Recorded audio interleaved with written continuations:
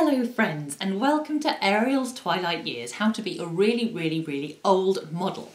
I'm in Germany this week. I'm in Munich attending BoundCon, which is a big bondage convention. I'm part of the show, so I get to be tied up by many really fabulous riggers from around the world on various stages. I also get to work with international producers who've flown in for the event. So shout out to Cinched and Secured, who I just worked with, who was a delight and who ruined my makeup, so apologies for my face. I couldn't be bothered to do it again before talking to you, because I'm talking about a subject that is in fact so dear to my heart that I didn't think I'd ever really talk about in public because I thought it might be a bit too personal. But let me explain why I'm talking about this. So this month I decided to make a video to serve as the only response I'll ever give to model-hating internet trolls.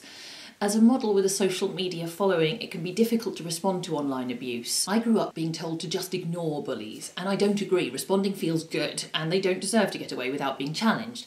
But when the person trying to bully you is a sock puppet account with 6 followers, by responding you're using your voice as a model and following as a model to amplify theirs, which they assuredly don't deserve. So I made a one-size-fits-all video to express everything I want to say to all of them in one go, whether it's me they're targeting or one of my sister models. But when I published it on my Twitter account earlier in the month, I hadn't been expecting the positive response from other people who'd been bullied in their past. I'd made it from models, and my argument is fairly specifically targeted to model haters. But replies from non-models telling me that I'd expressed what they wish they could have said to their bullies made me realise that I hadn't really just been talking to model haters at all. Because I was bullied at school too. Of course I was. I was a member of a religious cult, I was dressed in homemade clothes, and I was about a foot taller than anyone else during my whole school career. Also, I made an excellent target because I've never been any good at hiding my feelings. I never fought back at the time. I was too scared. I knew I was meant to be an ambassador of my parents' religion, and though plenty of ways of defending myself occurred to me, I didn't want to hurt anyone else's feelings at the time. But though as an adult I have plenty of friends and I rarely feel insecure, the effects of bullying do hang around for a while. And I wish I could send the video I just made back to my 14-year-old self, because 14-year-old me would have liked to know that one day I wouldn't be able to remember the names of most of the kids who were mean to me. I'd like to know that one day I'd make a living from how I looked, as well as from my easily accessed, hard-to-hide emotions. I tend not to talk publicly about being bullied. Firstly, because I know so many people for whom it was worse. One of the scariest things for me about being bullied was seeing how it was for other people who were the targets of more organised campaigns of bullying, rather than the more casual cruelty I experienced. I always knew that could have been me next, so I feel fraudulent in comparison to some of my acquaintances. But secondly, as an adult, I know that people perceive me as confident, even brave sometimes, and I'm scared about people's perceptions about me changing. If they knew I was the kind of teenager who tried to be invisible, who avoided being alone in public places, and who was always scared of being seen as different. But this is the truth. I was called ugly. I was told I had weird legs, a horrible face, no tits, awful hair, a huge nose, I looked like a man. People laughed at my posh voice, my table manners, my religion, and the fact that we had no TV in my home, so I was always behind on pop culture. Kids laughed at my family and my clothes and my shoes and my school bag. Today, though, my face, my legs, my boobs, my hair, my nose and my physique have made me a turnover of nearly £1 million during my 16-year modelling career. My posh voice has assisted with this in my video work, and no one objects to my continued good table manners. I'm an atheist and no one laughs at me for it. I'm no longer behind on pop culture because I plead with my nieces to update me on a regular basis. Many of my fans interact with my family online and no one laughs at them.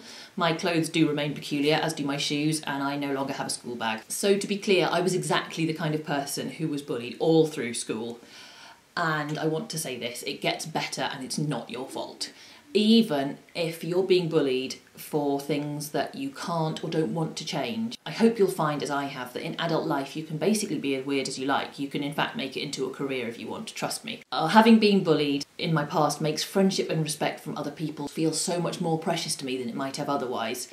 And my life has wildly exceeded my expectations as a result, so I wish the same for you. Sometimes I wonder though what life is like for the people who were bullies. Maybe their school days were the period that they felt most powerful and most popular in their whole lives. Adult life probably can't compete. So let's get on with what I wanted to say to the bullies. Not just to the ones who bully models, after all, although I thought that's the video I was making. I want to talk to all of them, from me and from all the people who've ever dealt with their vile way of treating other human beings. The video is less serious than this introduction was, but I did want to make a serious point in case there are people watching this video who are currently being bullied. I just wanted you to know that when you look at adults, you don't necessarily know they were the sort of person who was bullied, because there is no particular sort of person. It can be anyone, and sometimes it can be people that you look up to. Probably no one looks up to me, but just in case anyone does, I wanted you to know that of course I was bullied, and if I do find bullying, I make it into a movie. Hi there. This is a generic response to all you model haters. You're getting an umbrella response because you all say the same hateful nonsense to all the models you interact with online.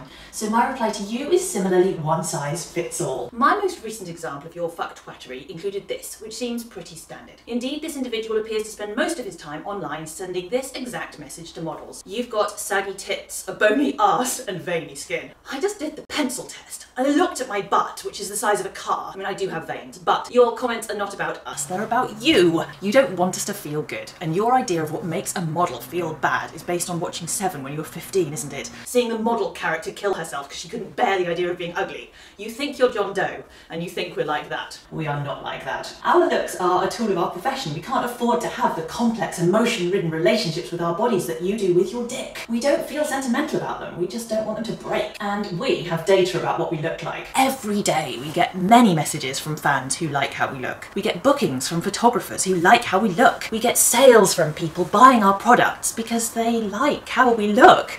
So, while we might have been upset by something like this when we were 12 years old, professional models are a little more Teflon coated by the time they become well known enough to attract your egregious, attention-seeking motherfuckery. I may look at your comment and wonder if it's true for a second, but then I'll look at my diary.